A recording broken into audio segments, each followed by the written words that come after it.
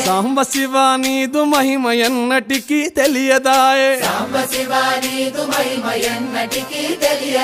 హర హర శివ శివ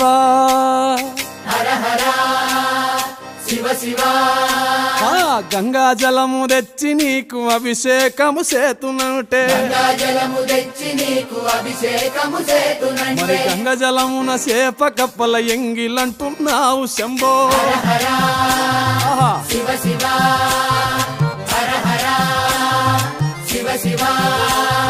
సాంబ శివ నీదు మహిమ ఎన్నటికీ తెలియదాయే ఆవు పాలు తెచ్చి నీకు అర్పితము చేతునంటే ఆవు పాలన లేక దూడల ఎంగిలంటున్నావు శంభో ఓహో గట్టిగా